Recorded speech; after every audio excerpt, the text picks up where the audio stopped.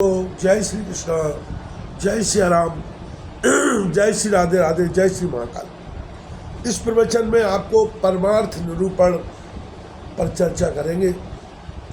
भगवान श्री कृष्ण कहते हैं उद्धव जी, यद्यपि व्यवहार में पुरुष और प्रकृति, दृष्टा और दृश्य के भेद से दो प्रकार का जगत जान पड़ता है, तथापि परमार्थ दृष्टि से देखने पर यह सब एक अधिष्ठान स्वरूप ही है। इसलिए किसी के शांत, घोर और मूढ़ स्वभाव तथा उनके अनुसार कर्मों की न स्तुति करनी चाहिए और न निंदा। सर्वदा अद्वैत दृष्टि रखनी चाहिए। जो पुरुष दूसरों के स्वभाव और उनके कर्मों की प्रशंसा अथवा निंदा करते हैं, वे शीघ्र ही अपने यथार्थ परमार्थ साधन से अलग हो जाते हैं, क्योंकि साधन तो द्वैत के अभिनिवेश का, उसके प्रति सत्वत्व बुद्धि का निषेध करता है, और प्रशंसा तथा निंदा उसकी सत्यता के भ्रम को और भी दृढ़ करती है। उद्धव जी, सभी इंद्रियां राजस अहंकार के कार्य है। जब वे निद्रित हो जाती हैं, तब शरीर का अभिमानी जीव चेतना शून्य हो जाता है, अर्थात उसे बाहरी शरीर की स्मृति नहीं रहती। उस समय यदि मन बच रहा, तब तो वह सपने के झूठे दृश्यों में भटकने लगता है, और वह भी लीन हो गया, तब तो जीव मृत्यु के समान गाढ़ निद्रा सुषुप्ति में लीन हो जाता है।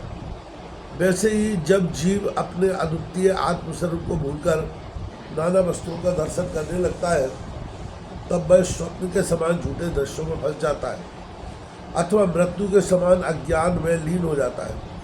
उद्धव जी, जब द्वैत नाम की कोई वस्तु ही नहीं है, तब उसमें अमुक वस्तु भली है और अमुक वस्तु बुरी, अथवा इतनी भली और इतनी बुरी है, यह प्रश्न ही नहीं उठ सकता। विश्व की सभी वस्तुएं वाणी से कही जा सकती है अथवा मन से सोची जा सकती है। इसलिए दृश्य एवं अनित होने के कारण उनका मिथ्यात्व तो स्पष्ट ही है।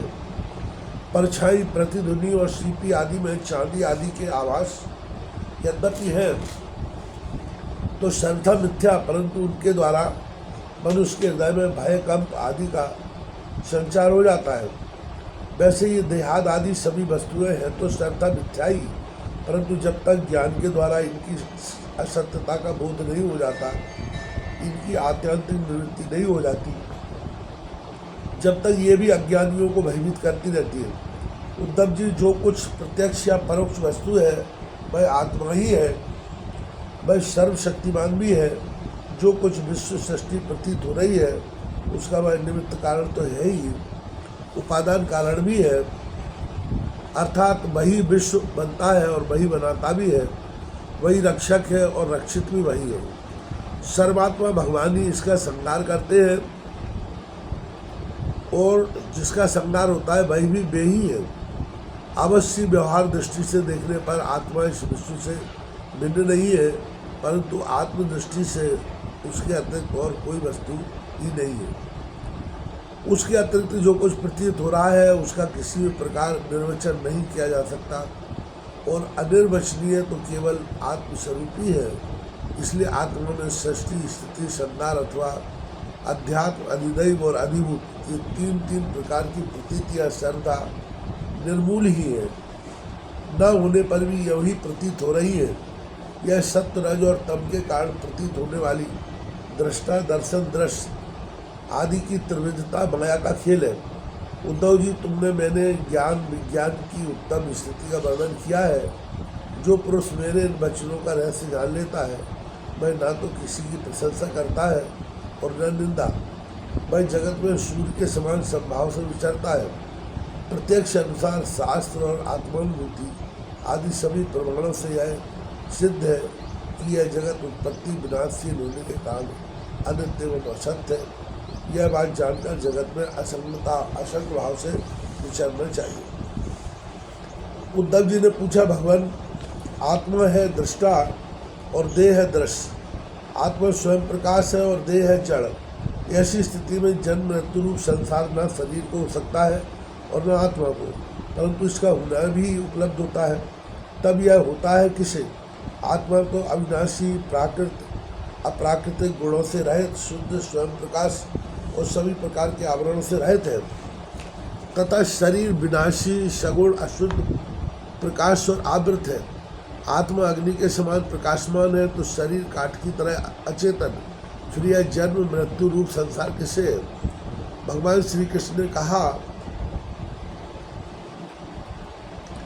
वस्तुतः प्रिय उद्धव, संसार का अस्तित्व नहीं है, तथापि जब तक देह, इंद्रिय और प्राणों के साथ आत्मा की संबंध भ्रांति है तब तक अविवेकी पुरुष को वह सत्य सब स्मृत होता है।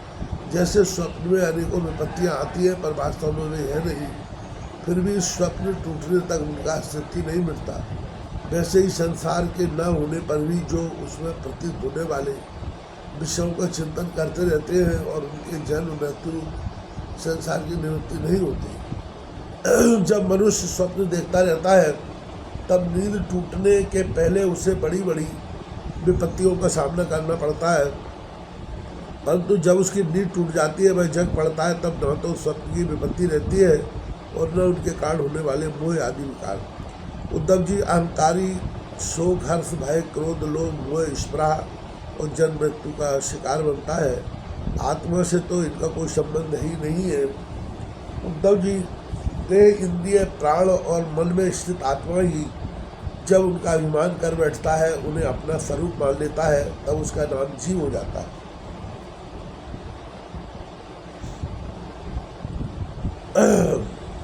उस सूक्ष्माति सूक्ष्म आत्मा की मूर्ति है गुणों कर्मों का बना हुआ लिंग शरीर। उसे ही कहीं सूत्रात्मा कहा जाता है और कहीं महतत्व। उसके और भी बहुत से नाम हैं। वही काल रूप परमेश्वर के अधीन होकर जन्म मृत्यु रूप संसार में इधर उधर भटकता रहता है। वास्तव में मन, वाणी, प्राण और शरीर अहंकार के ही कार्य है। यह तो निर्गुण, परंतु देवता, मनुष्य आदि अनेक रूपों में इसी की प्रतीति होती है। मननशील पुरुष उपासना की शान पर चढ़कर ज्ञान की तलवार को अत्यंत तीखी बना लेता है और उसके द्वारा देशाभिमान का, अहंकार का मूलोच्छेद करके पृथ्वी में निर्द्वंद होकर विचरता है। फिर उसमें किसी प्रकार की आशा तृष्णा नहीं रहती। आत्मा और अनात्मा के स्वरूप को पृथक पृथक भली भांति समझ लेना ही ज्ञान है, क्योंकि विवेक होते ही द्वैत का अस्तित्व मिट जाता है। उसका साधन है तपस्या के द्वारा हृदय को शुद्ध करके देहादि शास्त्रों का श्रवण करना। इनके अतिरिक्त श्रवणानुकूल युक्तियाँ, महापुरुषों के उपदेश और इन दोनों से अविरुद्ध स्वानुभूति में प्रमाण है। सबका सार यही निकलता है कि संसार के आदि में जो था तथा अंत में जो रहेगा, जो इसका मूल कारण और प्रकाशक है, वही अद्वितीय उपाधि शून्य परमात्मा बीच में भी है। उसके अतिरिक्त और कोई वस्तु नहीं है। उद्धव जी, सोने के कंगन, कुंडल आदि बहुत से आभूषण बनते हैं, परंतु जब वे गहने नहीं बने थे तब भी सोना था और जब नहीं रहेंगे तब भी सोना रहेगा। इसलिए जब बीच में उसके कंगन, कुंडल आदि अनेकों नाम रखकर व्यवहार करते हैं तब भी वह सोना ही है।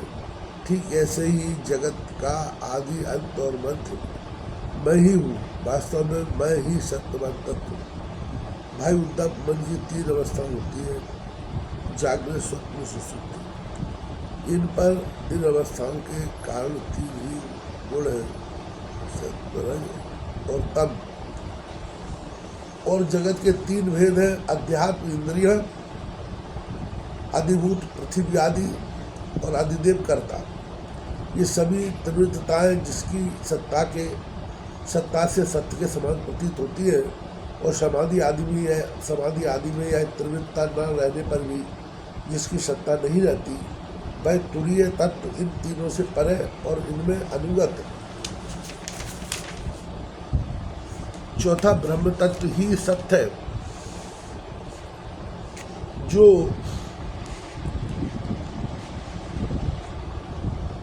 उत्पत्ति से पहले नहीं था और प्रलय के पश्चात भी नहीं रहेगा। ऐसे समझना चाहिए कि बीच में भी वह है नहीं, केवल कल्पना मात्र, नाम मात्र ही है।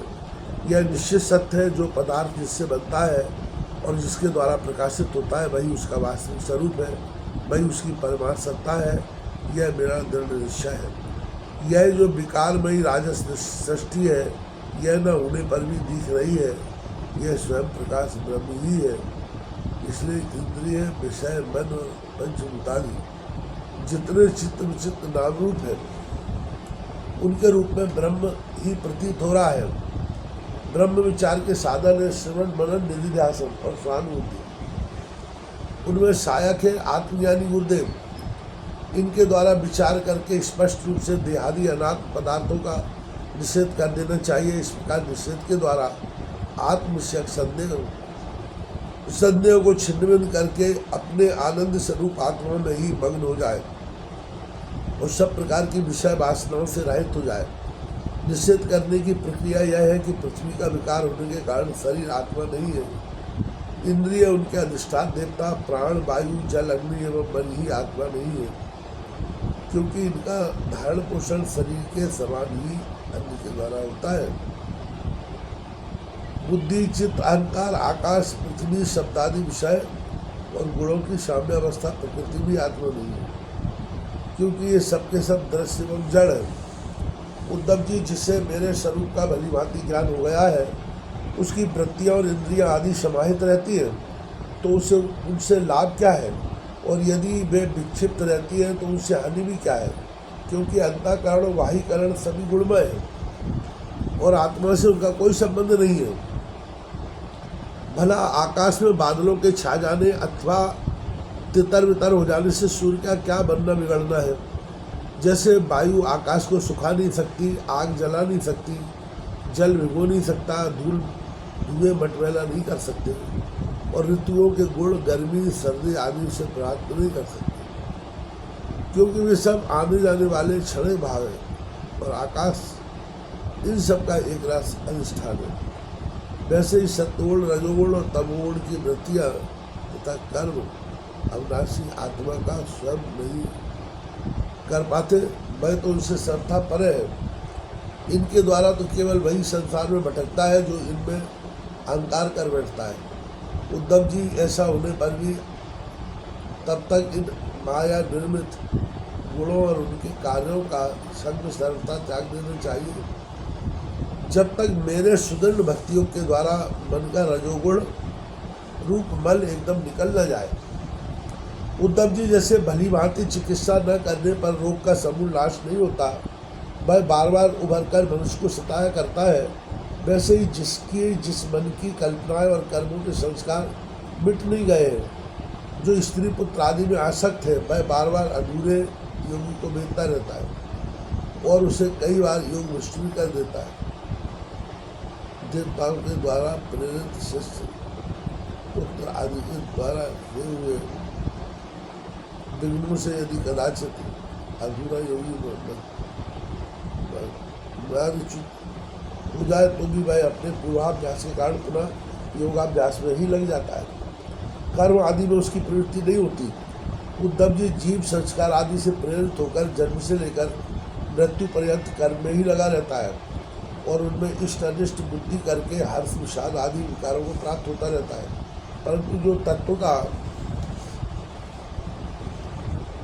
साक्षात्कार कर लेता है, वह प्रकृति में स्थित रहने पर भी, संस्कारानुसार कर्म होते रहने पर भी उसमें इष्ट अनिष्ट बुद्धि करके हर्ष, विषाद आदि विकारों से युक्त नहीं होता, क्योंकि आनंद स्वरूप आत्मा के साक्षात्कार से उसकी संसार संबंधी सभी आसान तृष्णाएं पहले ही नष्ट हो चुकी होती है। जो अपने स्वरूप में स्थित हो गया है, उसे इस बात का भी पता नहीं रहता कि शरीर खड़ा है या बैठा चल रहा है या सो रहा है, मलमूत्र त्याग रहा है, भोजन कर रहा है अथवा और कोई स्वाभाविक कर्म कर रहा है, क्योंकि उसकी वृत्ति तो आत्मस्वरूप में स्थित ब्रह्माकार रहती है। यानी पुरुष की दृष्टि में इंद्रियों के विविध बाह्य विषय जो कि असत है आते भी हैं, तो वह उन्हें अपने आत्मा से भिन्न नहीं मानता, क्योंकि वे युक्तियों, प्रमाणों और स्वानुभूति से सिद्ध नहीं होते। जैसे नींद टूट जाने पर स्वप्न में देखे हुए और जागने पर त्रोहित हुए पदार्थों से कोई सत्य नहीं मानता, वैसे ही ज्ञानी पुरुष भी अपने से भिन्न प्रतिमान पदार्थों को सत्य नहीं मानता। उद्धव जी, इसका यह अर्थ नहीं है कि अज्ञानी ने आत्मा का त्याग कर दिया और ज्ञानी उसको ग्रहण करता है। इसका तात्पर्य केवल इतना ही है कि अनेकों प्रकार के गुण और कर्मों से युक्त देह, इंद्रिय आदि पदार्थ पहले अज्ञान के कारण आत्मा से अभिन्न मान लिए गए थे। उनका विवेक नहीं था। अब आत्मदृष्टि होने पर अज्ञान उनके कार्यों की निवृत्ति हो जाती है। इसलिए अज्ञान की निवृत्ति ही अभिष्ट है। वृत्तियों के द्वारा ना तो आत्मा का ग्रहण हो सकता है और न त्याग। जैसे सूर्य उदय होकर मनुष्यों के नेत्रों के सामने अंधकार का पर्दा हटा देते हैं, किसी नई वस्तु का निर्माण नहीं करते, वैसे ही मेरे स्वरूप का दृढ़ अपरोक्ष ज्ञान पुरुष के बुद्धिगत अज्ञान का आवरण नष्ट कर देता है। वह इंद्रिय रूप से किसी वस्तु का अनुभव नहीं करता। उद्धव जी, आत्मा नित्य अपरोक्ष है, उसकी प्राप्ति नहीं करनी पड़ती। वह स्वयं प्रकाश है, उसमें अज्ञान आदि किसी प्रकार के विकार नहीं है। वह जन्मरहित है, अर्थात कभी किसी प्रकार भी वृत्ति में आरूढ़ नहीं होता, इसलिए अप्रमेय है। ज्ञान आदि के द्वारा उसका संस्कार भी नहीं किया जा सकता। आत्मा देश काल और वस्तुता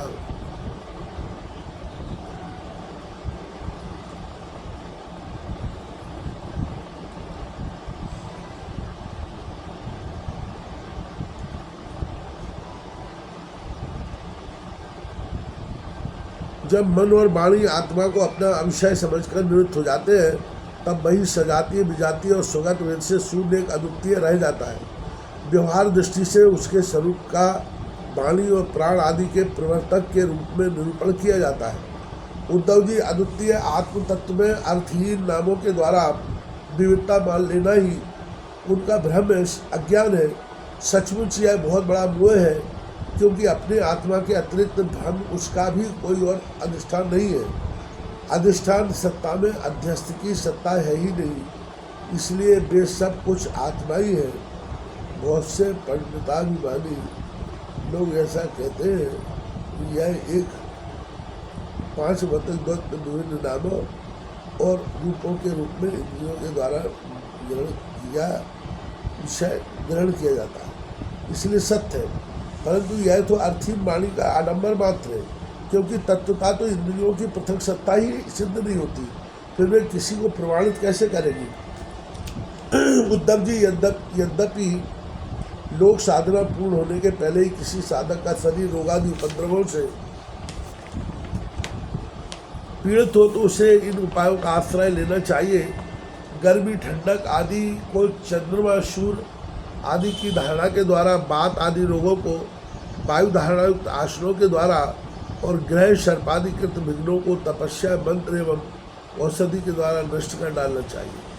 काम, क्रोध आदि विघ्नों को मेरे चिंतन और नाम संकीर्तन आदि के द्वारा नष्ट करना चाहिए तथा पतन की ओर ले जाने वाले दम्भ, मद आदि विघ्नों को धीरे धीरे महापुरुषों की सेवा के द्वारा दूर कर देना चाहिए।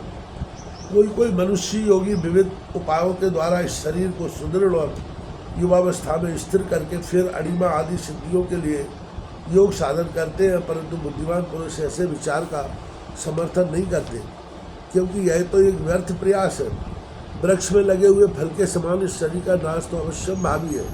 यदि कदाचित बहुत दिनों तक निरंतर और आधारपूर्वक योग साधना करते रहने पर शरीर सुदृढ़ भी हो जाए, तब भी बुद्धिमान पुरुष को अपने साधन में छोड़कर उतने में ही संतोष नहीं कर लेना चाहिए। उसे तो सर्वदा मेरी प्रतिष्ठा के लिए ही संलग्न रहना चाहिए। जो साधक मेरा आश्रय लेकर मेरे द्वारा कही हुई योग साधना में संलग्न रहता है, उसे कोई भी विघ्न बाधा डिगा नहीं सकती। उसकी सारी कामनाएं नष्ट हो जाती है और वह आत्मानंद की अनुभूति में मग्न हो जाता है।